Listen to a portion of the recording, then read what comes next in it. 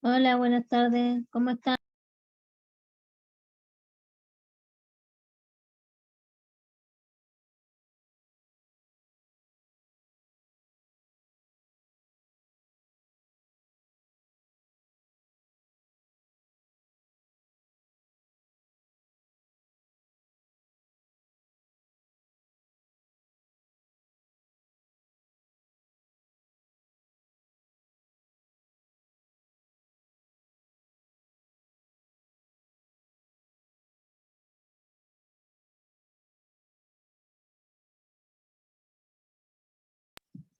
Hola, buenas tardes. ¿Cómo andan? ¿Cómo están? ¿Llueve por ahí?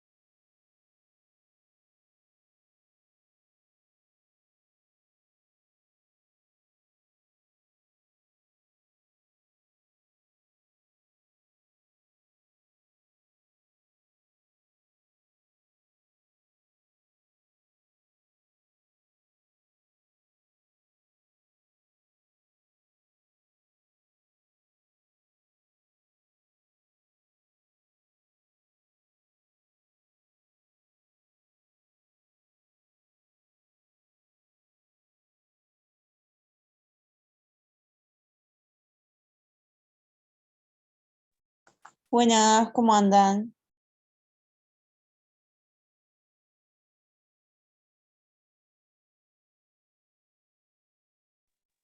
Hola Camila, ¿cómo estás? ¿Cómo han pasado? Bien, acá lindo.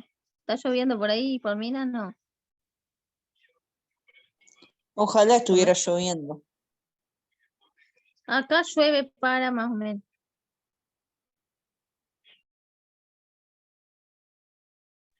Sí, acá Mucha igual. calor aún. Sí, acá también.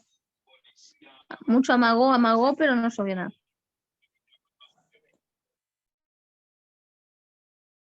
Sí, o sea, ahora está un poquito más fresco por suerte, pero espero que de noche llueva.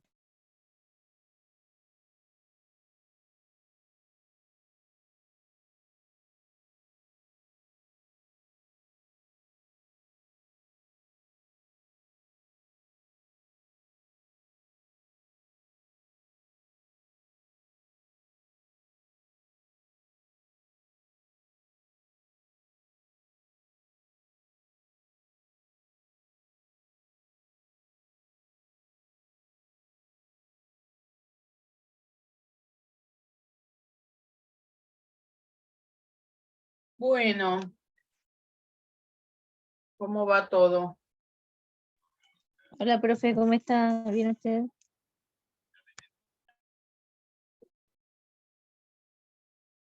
¿Bien?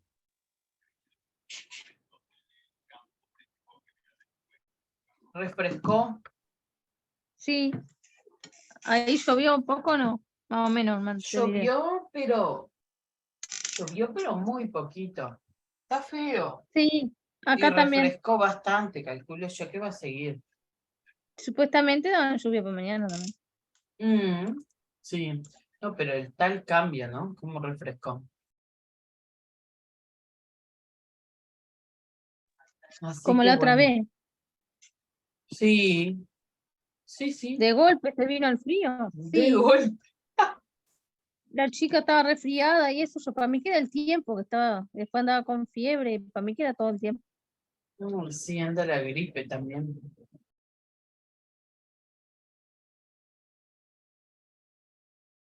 Beatriz, al final, ¿pudiste entender lo de y las No, demás? me ¿Cómo es entreveré, la tabla o no pudieron? yo la imprimí cuando usted había puesto en el coso la imprimí, pero me Ajá. salió, me fijaba en otro y no era nada que ver una cosa con la otra, digo, no sé, y me entreveré yo y aparte me entreveraba y tal. Y del otro para descargar ¿cómo era? Ay, no me sale el nombre ahora. Que no sé si había que descargarlo o buscarlo en internet para saber ¿Qué sería? no, el ¿De otra subjetivo, no actividad lo otro. decir? No, de esa misma, que usted dijo que buscáramos el coso. Ah, el formulario terapéutico. Claro. Ah, formulario terapéutico, ya voy a anotar. Formulario terapéutico de medicamentos. Está. ¿Y la tabla Y qué es lo que no habías entendido? ¿Cómo completarla? una que la tenía entreverada, por eso saqué de una manera y Está, creo que estaba de sí, otra. bien. Y otra está no me había dado tiempo como estaba trabajando y eso no me había dado tiempo de mirar, porque yo imprimo todo, de mirar todo para leerlo y después empezar a hacer la tabla. Y me había Ah, entreverado está, por eso, no sabía cómo empezarla.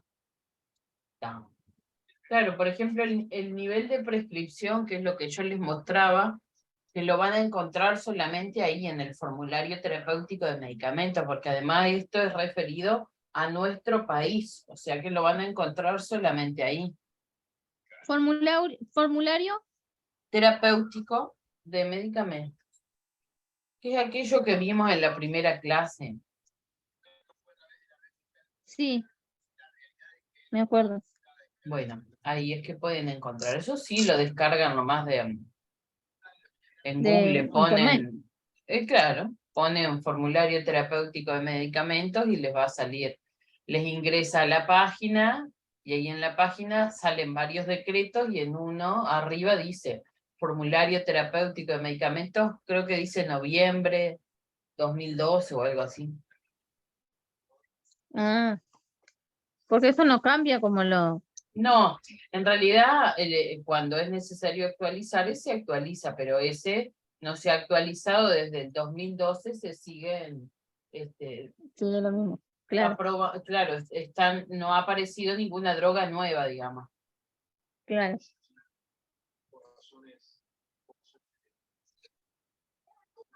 Así que bueno, hoy lo que vamos a ver es fármacos para el sistema cardiovascular.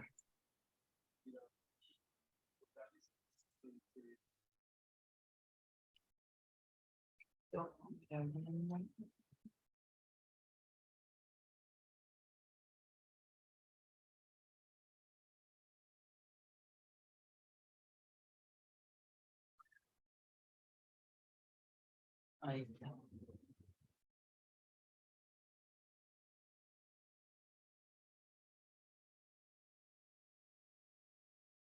Van a ver que los fármacos para el sistema cardiovascular son varios también, son bastante complejos, es simplemente que ustedes vayan asociando nombres, ¿tá? Y puedan ir entendiendo cuál es su uso, ¿tá? Pero no vamos no vamos a entrar en todo lo que es la fisiopatología, cómo se produce una enfermedad a nivel del aparato cardiovascular, porque es muy complejo y es necesario tener otro tipo de conocimiento sobre toda la fisiología de nuestro sistema cardiovascular, que no es posible ni compete a este curso su desarrollo total. O sea que vamos a ver nombres y brevemente ir entendiendo para qué sirve. Esta imagen esquemática muestra nuestro sistema cardiovascular, el cual está compuesto por el corazón y los vasos sanguíneos, ¿no? Y los vasos sanguíneos, que son las arterias y las venas, las cuales luego se ramifican y se van haciendo cada vez más finitas hasta llegar a los vasos sanguíneos más finos de nuestro cuerpo, que se llaman los capilares, que es en donde se produce siempre el intercambio de gases, así como se realiza a nivel de los pulmones, a nivel de los capilares, también se realiza el intercambio, y es por eso que la sangre viene de los tejidos no oxigenada y llega a los pulmones para poder oxigenarse. Entonces, nosotros tenemos dentro de este grupo varios tipos de medicamentos diferentes, y todos ellos sirven para tratar alguna enfermedad que involucra el sistema cardiovascular. Por eso, fíjense que ven todos nombres diferentes.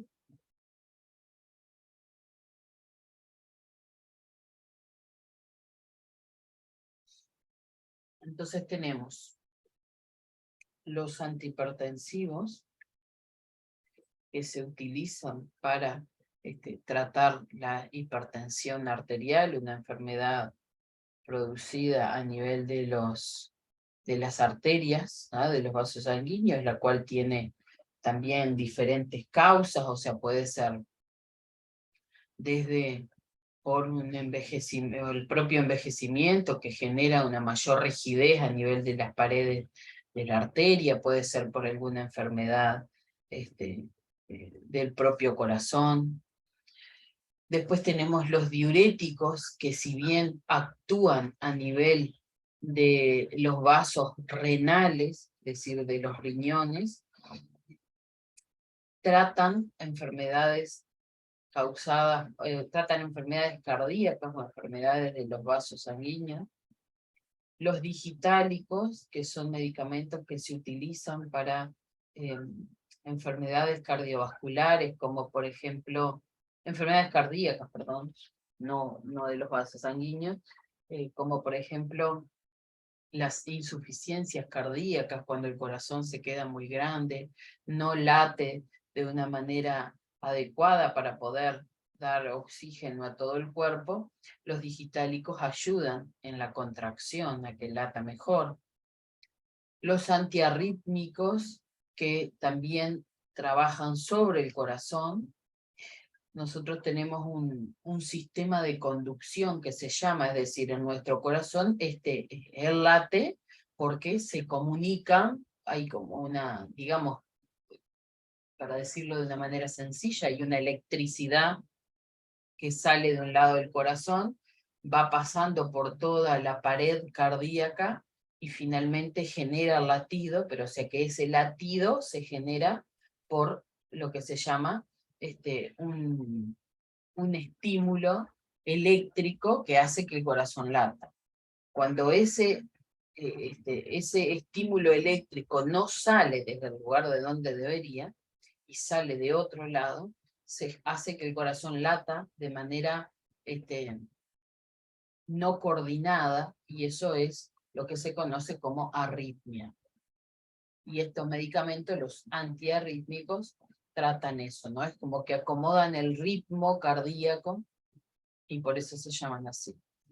Los anticoagulantes son medicamentos que se utilizan para mejorar la circulación en personas que, por ejemplo, tienen alguna enfermedad que provoque que se tapen los vasos sanguíneos.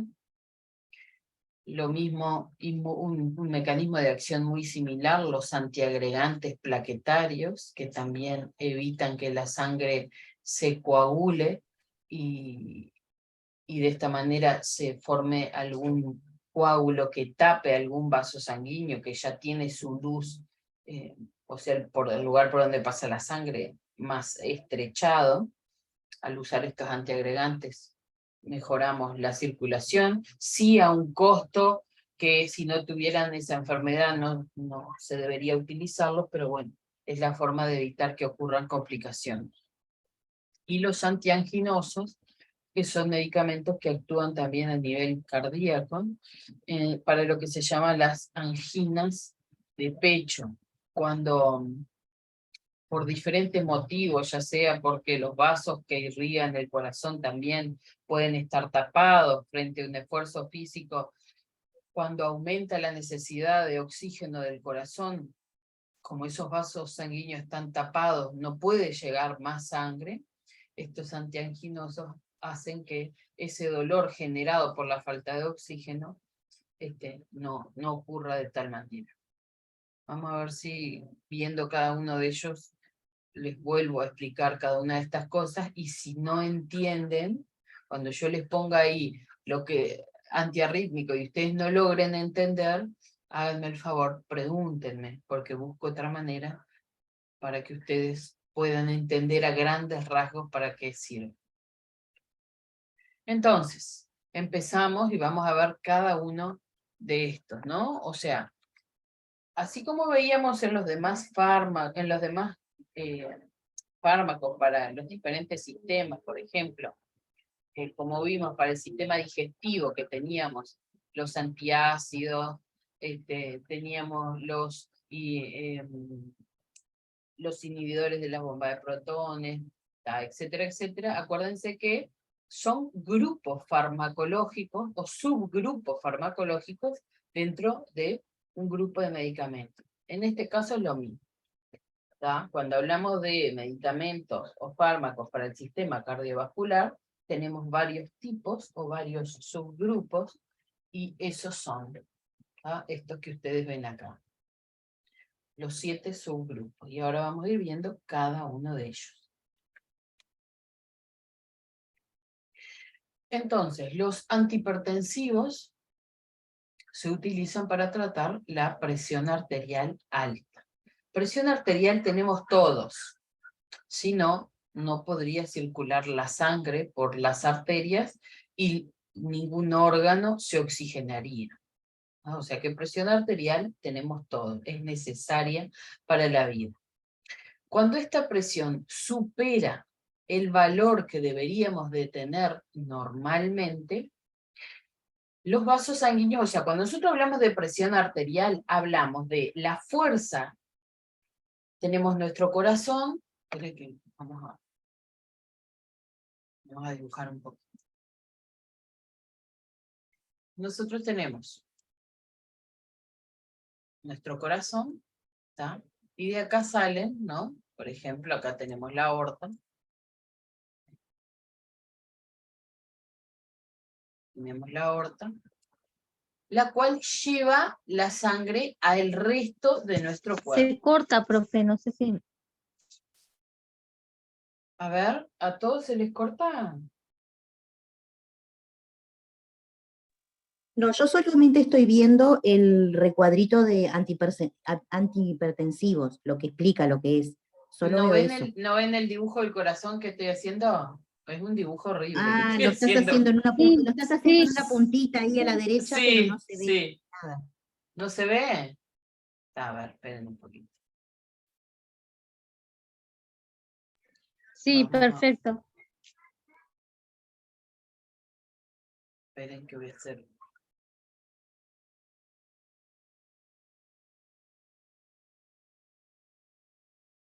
Les voy a mostrar acá abajo.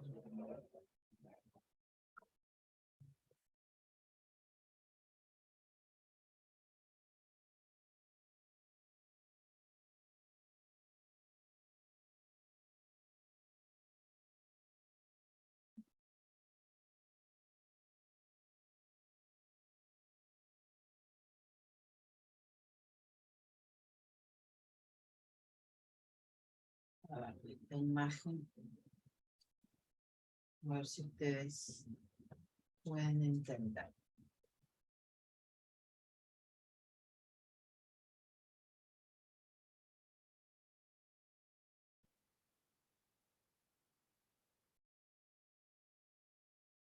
Bueno, esto acá. Simplemente para ver. Nosotros tenemos nuestro corazón, al cual salen vasos, ¿no? Que son arterias. Salen y llegan. Las que llegan traen la sangre que no está oxigenada para que desde el corazón pasen a los pulmones, se oxigenen y luego de los pulmones vuelven al corazón para que salgan ya al resto del cuerpo, ¿no? Oxigenado. Entonces, cada vez que el corazón late, manda sangre por esta acá, que es la aorta, pero cuando esta aorta va a distribuirla por el resto del cuerpo, ahí se encuentra con la presión arterial de cada una de las diferentes arterias. Entonces, la presión arterial es la fuerza que ejerce la sangre, la fuerza que ejerce la arteria para la entrada de sangre, digamos. Tenemos, es como que fuera un caño, el cual, una manguera, digamos, más sencillo, el cual cuando viene la sangre, hace más o menos presión. Si tiene más presión, o sea, si la presión está alta, a la sangre le va a costar más entrar. Si la presión está normal, la sangre va a circular de manera normal, sin ningún problema.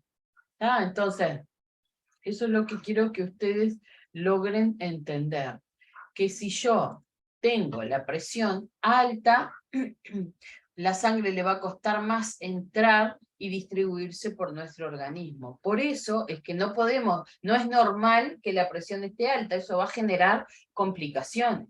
Y fíjense que un corazón haciendo fuerza, queriendo vencer la presión, finalmente se cansa y empieza a agrandarse, empieza a aumentar su tamaño, y eso también trae otro tipo de complicaciones. O sea que lo ideal es que una persona tenga la presión arterial dentro de valores considerados como normales para evitar complicaciones a nivel de la irrigación de los órganos, es decir, para que llegue el oxígeno de manera normal a todos los órganos, y para que nuestro corazón no tenga que esforzarse al doble y que finalmente también se generen complicaciones. Los antihipertensivos lo que hacen es dilatar, ¿no? Agrandar el tamaño de los vasos sanguíneos, ¿no? De las arterias, por diferentes mecanismos de acción. Cada antihipertensivo tenemos de diferentes tipos y cada uno, por un camino distinto, cumple con su función. Pero finalmente el objetivo final de todos es el mismo: relajar el vaso sanguíneo para que el corazón no haga fuerza y la sangre pase y llegue a todos los órganos con normalidad. ¿No? Ahí dice, presión arterial alta cuando el valor está mal, no es miligramos, es milímetros de mercurio, quedó mal ahí puesto. La unidad en la cual se mide la presión arterial es mmHg, milímetros de mercurio. Cuando está por encima de 140, a veces de manera errónea las personas dicen 14, pero es 140. No sé si ustedes han podido escuchar, pero a veces en vez de decir que yo tengo que mi presión normal es de 120, 60, dicen 12,6. Bueno, entonces para que ustedes entiendan, cuando está por encima de 14, o 140 correctamente dicho, de la presión más alta, ¿no? Porque tenemos presión arterial sistólica y diastólica, la alta y la baja, conocida como la alta y la baja. Bueno, cuando la alta está por encima de 14, luego de complementando con otros estudios y haciéndose un control de presión semanalmente, todos los días, durante una semana, se puede llegar a hacer un diagnóstico de hipertensión. Cuando la persona tiene hipertensión, debe de recibir antihipertensivos. Es importante además aclarar que los pacientes, las personas hipertensas, retienen grandes cantidades de sal. ¿Tá? O sea, ¿por qué? Bueno, por el mecanismo fisiopatológico que provoca la hipertensión.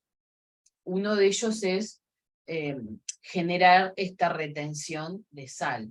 ¿Tá? Entonces, al retener sal se genera edema, se genera la acumulación de líquido en los tejidos, y esto también produce una mayor hipertensión. Por eso es que siempre, sumado al uso de antihipertensivos, se deben de consumir diuréticos. Y por eso es que los diuréticos también entran en el subgrupo de fármacos para el sistema cardiovascular. ¿Pudieron entender algo o les resultó muy complejo?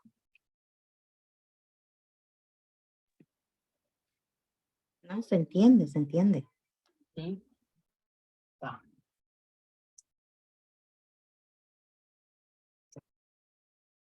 Luego me dicen las demás, si no entienden, vemos otra forma de explicar.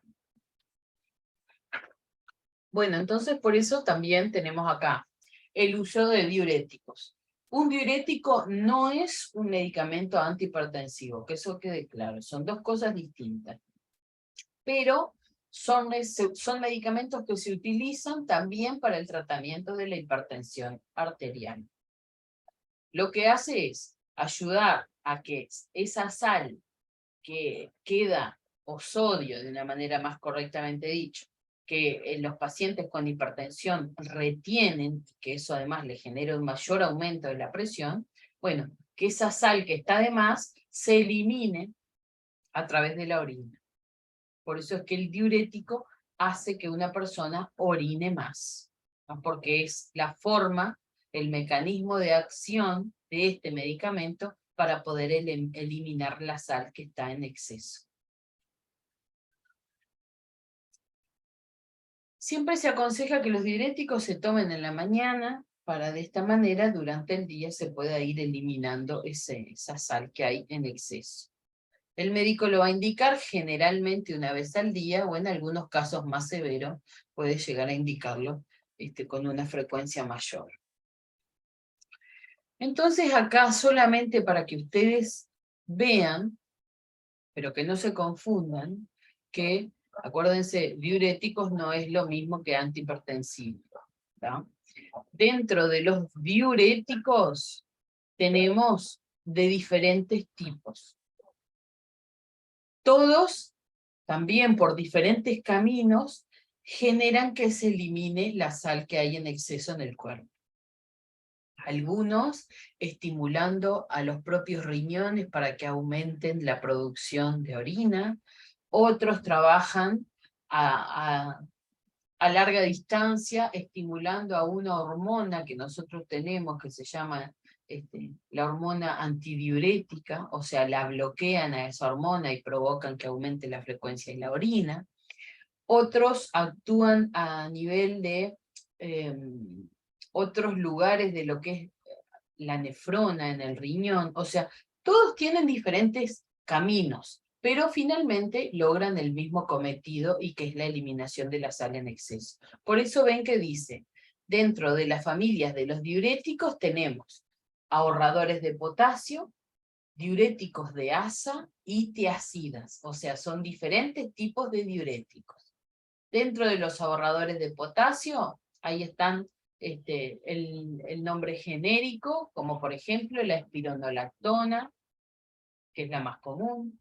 Dentro de los diuréticos de asa, el furosemide es el más común. Y dentro de las tiacidas, la hidroclorotiacida es la de uso más común. RAM, que dice ahí abajo, son las reacciones adversas medicamentosas. La mayoría tiene principalmente, puede llegar a generar alguna alteración en lo que es el sodio, en lo que es el potasio, o también puede ser en lo que es el sodio. Pueden provocar un aumento de potasio o una disminución en la cantidad de potasio, o pueden también generar, por eliminar tanto sodio, que se baje la cantidad de sodio en nuestro organismo. Hiperpotasemia significa potasio alto, hipopotasemia significa potasio bajo, e hiponatremia significa sodio bajo. ¿Ah? Eso es lo que pueden llegar a provocar. Al aumentar el potasio, hay riesgo de que el corazón se descontrole y se forme una arritmia. Al bajar el potasio, la reacción más común pueden ser los calambres. Y bueno, está, eso básicamente. O sea que eso era diuréticos, que vuelvo a recalcar, no es lo mismo que un antihipertensivo, pero deben de trabajar juntos para que ambos, por diferentes mecanismos de acción, provoquen que baje la presión. Ahora vamos a hablar de los antihipertensivos propiamente dichos, los cuales también, como ven ahí, hay diferentes subgrupos. Tenemos beta bloqueantes, alfa bloqueantes, tenemos alfa beta bloqueantes, tenemos IECA, calcio antagonistas, y ARA2, que son los antagonistas de la angiotensina. También tenemos, vamos por acá. Ven, gurisas, que es bien complejo, o sea, yo solamente quiero que ustedes entiendan que son subgrupos dentro de los antihipertensivos, pero es complejo entender el mecanismo de acción de cada uno, por eso se lo voy a tratar de hacer de la forma más sencilla. Nosotros tenemos, así como en las células del organismo teníamos receptores, a donde los fármacos venían y se unían, y se provocaba una respuesta, a nivel de las células del músculo cardíaco también pasa lo mismo. Tenemos receptores alfa y receptores beta. Por eso es que dice beta bloqueantes, alfa beta bloqueantes y alfa bloqueantes. Bloqueadores es lo mismo que bloqueantes. Esto significa, o sea, los receptores alfa o los beta provocan diferentes cosas. Uno, al ser estimulado, generan que aumente la frecuencia cardíaca, generan que aumente la presión arterial. Entonces, con fármacos que bloqueen esos receptores, podemos llegar a provocar el efecto contrario a lo que ellos normalmente hacen. O sea que, si por ejemplo, los receptores beta, cuando se estimulan, provocan la contracción del vaso, o sea, hace que los vasos sanguíneos se aprieten, nosotros con un medicamento que bloquee esos receptores vamos a generar que el vaso sanguíneo se dilate. ¿Tá? Por eso se llaman así, beta bloqueantes, alfa bloqueantes o alfa y beta bloqueantes. Y ahí tenemos algunos nombres, como por ejemplo, en los beta bloqueantes el propanolol o el atenolol, que son los más conocidos, que además también se utilizan para el tratamiento de las arritmias. Pueden causar también, se pueden usar para otro tipo de patologías también. Los alfa y beta bloqueantes, como por ejemplo el labetalol o el carvedilol, son los más conocidos. Y los alfa solo no se utilizan mucho.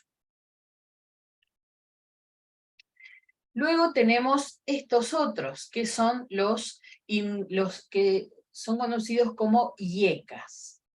Dice ahí, inhibidor de la enzima convertidora de la angiotensina. ¿Qué pasa? Nosotros tenemos una enzima que por un caminito hace que se convierta en otra, que es la llamada angiotensina, y esa angiotensina también provoca la contracción, provoca que el vaso sanguíneo se contraiga y por lo tanto aumente la presión. Cuando nosotros damos este tipo de fármacos que se llaman los IECAS, evita que esa enzima se convierta en la angiotensina y por lo tanto evita que se provoque la contracción del vaso sanguíneo. O sea, ocurre todo lo contrario, se relaja y baja la presión. Ahí tenemos los de uso más común, que son el enalapril o el enapres y el captopril o capoten, que pueden llegar a haberlo escuchado como eso. Con frecuencia causan tos. Siempre se recomienda que se consuman con el estómago vacío, no en ayunas, pero sí, o sea, no recién habiéndome despertado y habiendo pasado en ayuna desde la noche anterior. Sí puedo desayunar, pero antes de la próxima comida, por ejemplo, los consumo, ¿tá? Con el estómago vacío, pero no en ayuno. Luego tenemos otro tipo que son los calcioantagonistas. El calcio provoca la contracción. Entonces, si son, acuérdense que hablamos de medicamentos antagonistas, es cuando buscan el efecto contrario, o sea que no buscan la contracción, sino que buscan la relajación, ¿tá? Y eso ayuda a bajar la presión. Y acá tenemos, por ejemplo, la amlodipina, el diltiazem, esos son los más comunes. Pueden generar constipación, y luego tenemos los ARA2, que dice ahí antagonistas de la angiotensina 2, bueno, que son similares a los IECA, pero la angiotensina se convierte primero en angiotensina 1 y luego en angiotensina 2. Los IECA bloquean la angiotensina 1 y los ARA2 la angiotensina 2. O sea, todos estos, vuelvo a repetir, buscan por diferentes mecanismos frenar el aumento de la presión arterial. Cada uno por un caminito distinto, cada uno por un mecanismo distinto. Algunos similares, pero finalmente nunca iguales. ¿Por qué se dan algunos a una persona y otros a otros? Bueno, porque dependiendo de cuál sea la causa de su hipertensión arterial, es el tipo de antihipertensivo que el médico indicará. Y después tenemos algunos otros que si bien actúan también por un camino distinto a todos los que le mostré recién, que se usan con mayor frecuencia en el embarazo, ¿tá? Porque la presión arterial alta en el embarazo es por una causa totalmente distinta, una causa diferente a la que ocurre cuando una persona no está embarazada, ¿tá? O sea que la del embarazo es única, y por lo tanto necesitamos utilizar un tipo de medicamento, como por ejemplo la metildopa, que se llaman simpaticolíticos, que tienen un mecanismo de acción distintos a todos los otros. Y luego tenemos otro tipo de medicamentos, que si bien no son exclusivamente antihipertensivos, también se utilizan para el tratamiento de afecciones cardíacas, como por ejemplo en un paro cardíaco, ¿tá? Para estimular el latido cardíaco. Y acá tenemos algunos nombres. Bueno, después tenemos como otro subgrupo los digitálicos. Los digitálicos se utilizan cuando el corazón late mal, porque está muy agrandado, porque sufrió durante mucho tiempo, aumentó sus paredes y está tan regordete que no puede contraerse de manera normal. Entonces necesitamos estos digitálicos para que lo ayuden a latir, a contraerse. Estos digitálicos lo que hacen es, o sea, el problema de ellos es que son muy tóxicos, tienen un índice terapéutico muy estrecho. Entonces acuérdense cuando veíamos por allá en la clase, cuando hablábamos de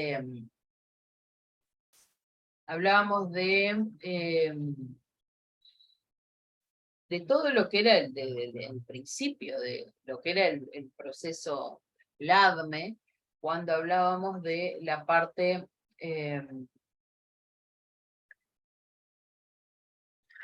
qué momento fue que yo se los comenté a esto? Hablamos de la distribución en el proceso LADME, y yo les comentaba que las drogas se distribuían de diferentes maneras, y que cuando teníamos drogas que tenían un índice terapéutico muy estrecho, es decir, que la dosis para el tratamiento estaba muy cercana a la dosis tóxica, esto era un gran problema. Y eso es lo que pasa, por ejemplo, con los digitálicos. Es muy cercano, o sea, es una droga que requiere un control, hacer análisis, se llaman digoxinemia, o sea, lo que se hace es, se mide la cantidad de este fármaco que hay en la sangre, porque esto puede provocar la muerte. Si la persona se intoxica con este medicamento, puede llegar a provocar la muerte. Es decir, tenemos una persona que toma digitálicos, que la más común es la digoxina, pero su función renal no está bien, o su función hepática no está bien, el fármaco se acumula, por lo tanto la próxima vez que toma el medicamento ya tenía un poquito, y esa acumulación genera la toxicidad y puede llegar a provocar la muerte de la persona. Luego tenemos los antiarrítmicos. Esto lo que hace es, trata de acomodar el ritmo cardíaco. Nosotros entonces el corazón, el latido normalmente, o sea, el latido está dado por un impulso eléctrico, es electricidad. Nuestro corazón late porque la electricidad que sale de lo que se llama el nodo sinusal llega a todas las células del músculo cardíaco y les va diciendo que tienen que contraerse. O sea que no es mecánico nuestro corazón, no se contrae porque es mecánico, porque se contrae y relaja por sí solo, sino que se contrae, es decir, late, porque viene una electricidad que le dice que tiene, le va avisando a cada célula que tienen la capacidad de contraerse, que se contraigan para generar el latido. Cuando entonces, siempre normalmente tiene que salir esa orden de algo que se llama el nodo sinusal. ¿Ah? Cuando no sale de ahí y sale de otro lado, se genera una arritmia. Una arritmia que puede provocar que el corazón lata por encima de lo normal o por debajo de lo normal, pero nunca a nivel normal. ¿Qué pasa? Si nosotros dejamos que este corazón siga latiendo mal, finalmente, ¿qué le va a pasar? Va a agrandarse de tamaño, o directamente se va a descontrolar de tal manera que va a dejar de latir. Porque va a decir, bueno, estoy cansado de que me esté mandando aquel otro y me esté haciendo hacer cualquier cosa. Entonces voy a parar, no voy a latir más. Se produce el paro, se produce la muerte de la persona. ¿Tá? Entonces nunca podemos... las arritmias nunca se pueden pasar por alto, no puede dejarse que la persona lata su corazón mal, siempre llevan un tratamiento. A veces las arritmias son tan complejas que aún con el tratamiento no logran normalizarse, ¿tá? Pero bueno, en esos casos se sabe que la persona está en riesgo siempre, pero aún así se deben de administrar antiarrítmicos para reducir el riesgo lo que más se pueda. Ahí tenemos algunos nombres, los más conocidos es la amiodarona. Pueden llegar a provocar falta de aire, cansancio. Luego, dentro de los otros subgrupos, tenemos lo que son los anticoagulantes. En este caso, no, perdón, no les voy a decir los coagulantes porque los voy a marear. Vamos directamente a los anticoagulantes. En este caso, en nuestro organismo, la sangre se coagula debido a lo que se llama la cascada de la coagulación, en donde es como que vienen comunicándose unos a otros los factores de la coagulación, vienen comunicándose hasta que finalmente hacen que se produzca la vitamina K, que se libere la vitamina K, y esta vitamina termina de armar ese coágulo, digamos. ¿Tá?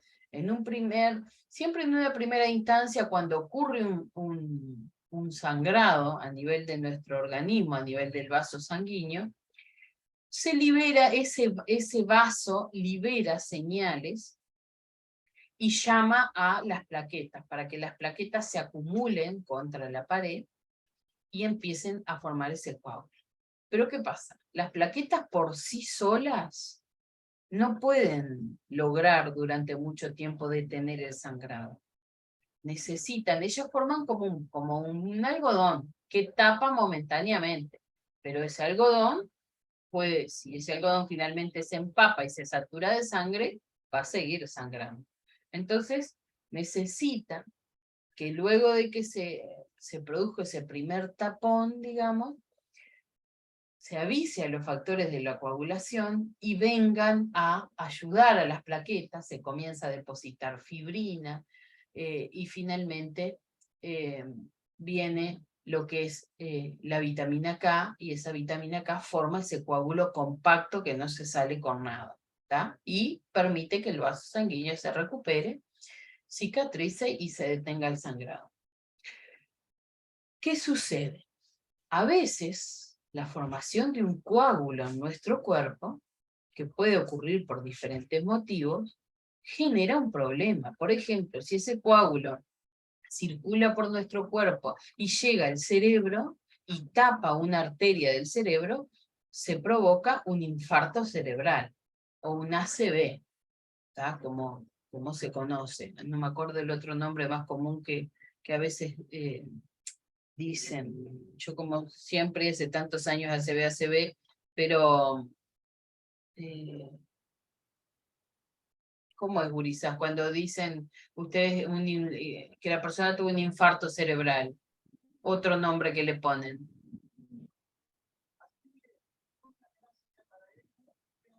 ACV. Hasta lo conocen como ACV nomás, está bien. Accidente cardiovascular creo que se llama ahora. Cerebrovascular.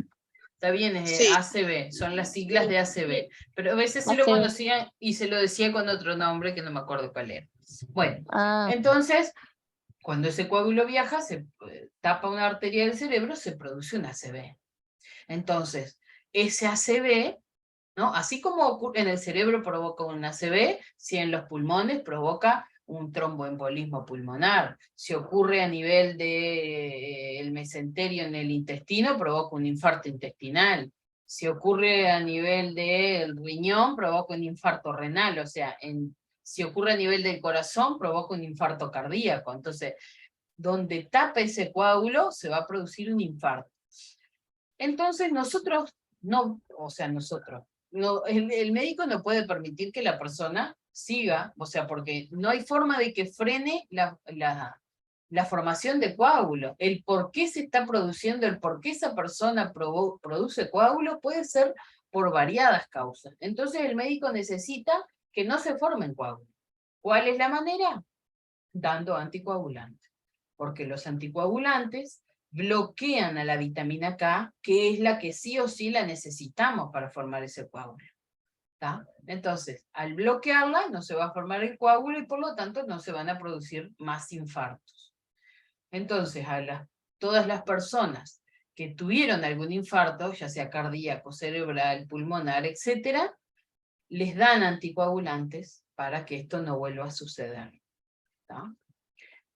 Los anticoagulantes, si bien sirven, también tienen sus riesgos, ¿verdad? Aumentan muchísimo el riesgo de hemorragias. Por eso es que estas personas tienen que tener otro tipo de cuidados.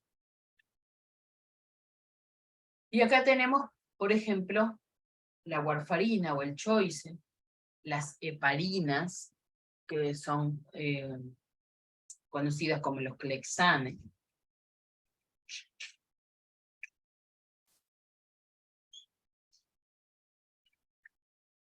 Bueno. Y luego también tenemos los antiagregantes plaquetarios, que como les comentaba hoy al principio, el primer mecanismo por el cual se forma un coágulo es por la llegada de las plaquetas a un lugar. ¿Tá? O sea, a ver, una persona que tenga el colesterol alto puede llegar a formar lo que se conoce como placas de ateroma. Entonces, este es el vaso, el vaso sanguíneo, y ese colesterol alto hace que se comiencen a depositar placas de ateroma, es decir, pedacitos de colesterol acá en los vasos sanguíneos, ¿no?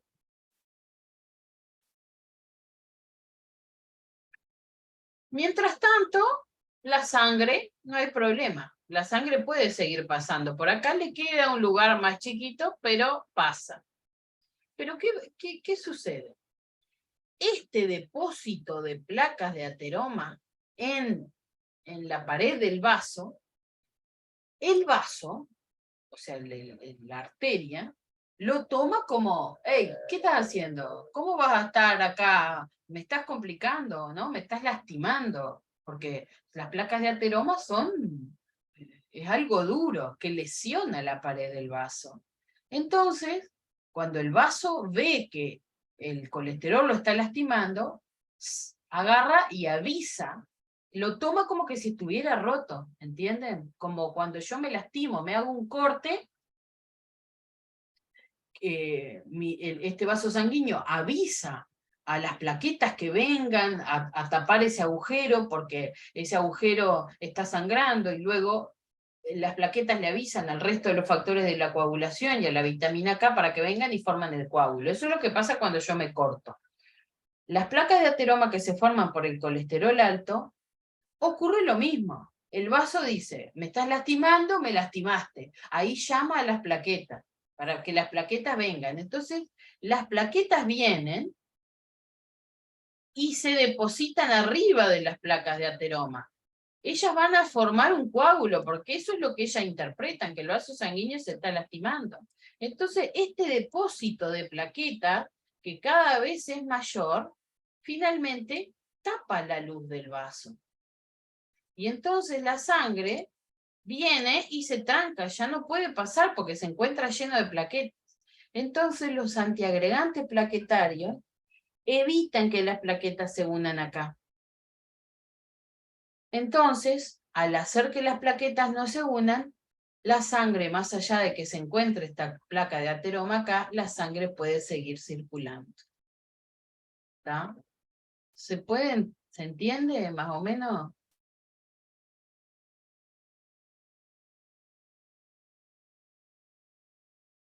¿O no entendieron nada? Sí, sí, sí, sí. Ay, sí. Es como mucha información junta, pero lo explicás bien. Es complejo, ¿no? ¿Quieren parar por acá y seguimos en la próxima? Porque es bastante. Ah, bueno, A ver, ¿qué como nos quiera, pues. falta? Esperen. No nos falta mucho. Igualmente, chicas, voy a ver si encuentro una forma, la clase que viene, buscarlo de una forma más sencilla, para que puedan entenderlo mejor. Bueno, O por lo menos repetir y que les quede más sencillo. Bueno, estos antiagregantes plaquetarios tenemos la más conocida, la aspirina.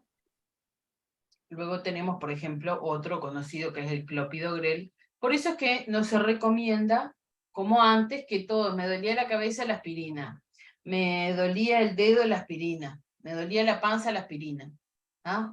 Porque la aspirina tiene sus efectos secundarios, si bien tiene una leve acción antiinflamatoria, su principal acción es ser antiagregante plaquetario.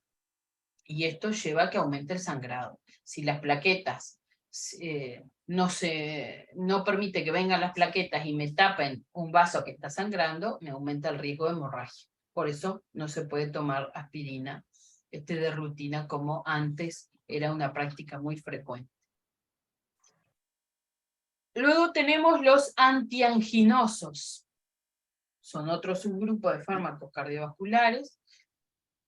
La angina de pecho es un dolor muy intenso. Es un síntoma que puede preceder a un infarto a veces, y es causado porque hay una parte del corazón que queda sin oxigenarse. O sea, el tejido se va a morir. Si sigue sin oxígeno, se muere. Y eso genera mucho dolor. Y acá tenemos los más comunes, lo que es la nitroglicerina.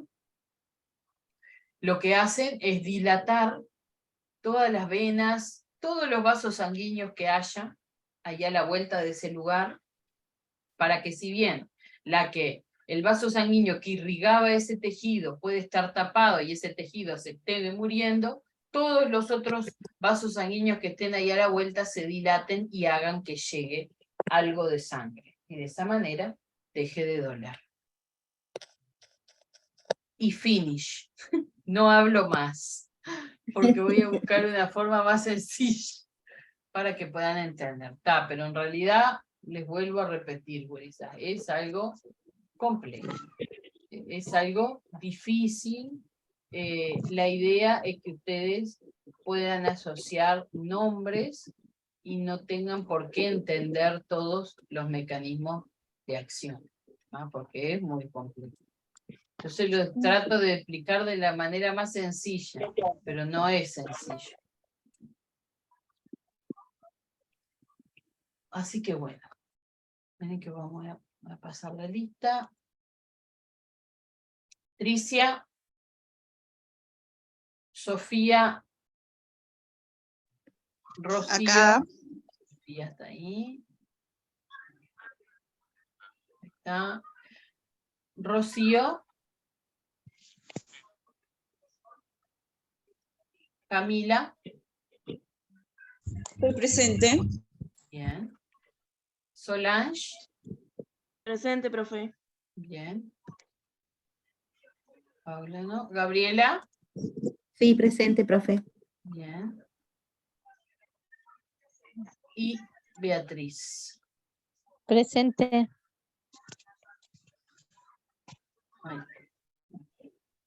Ahí está. Bueno, muy bien. Va a quedar una actividad, ¿tá? Una pequeña tareita, a ver si podemos,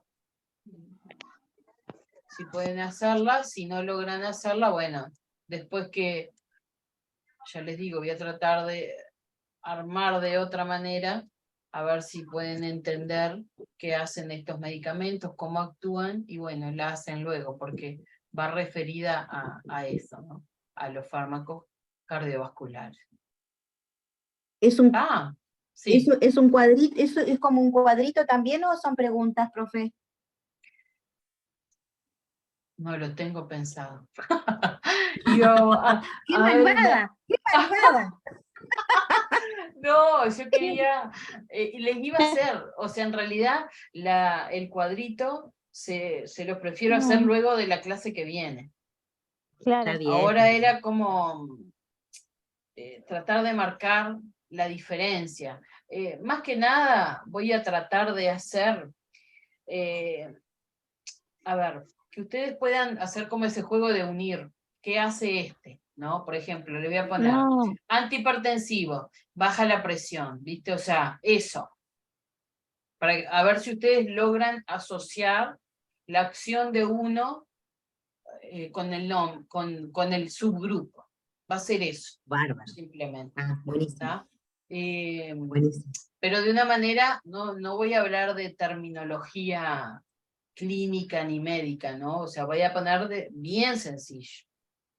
¿Está? A ver si Bárbaro. logran asociar. Luego, para la próxima clase, ahí sí, hacer esta tablita, porque para mí es la forma más sencilla de que ustedes puedan ir asociando el nombre con el sistema para el que se utiliza. Bárbaro. Si a ustedes les parece que hay alguna otra forma que pueda quedarle más sencillo, como siempre, me avisan, y bueno, y la aplicamos. Yo estoy abierta siempre a que a ustedes les resulte más fácil. Bárbaro. Está, bueno, que pasen bien, buen fin de semana. Igual, buen fin de para todas. Chau, chau. Gracias, chau, chau.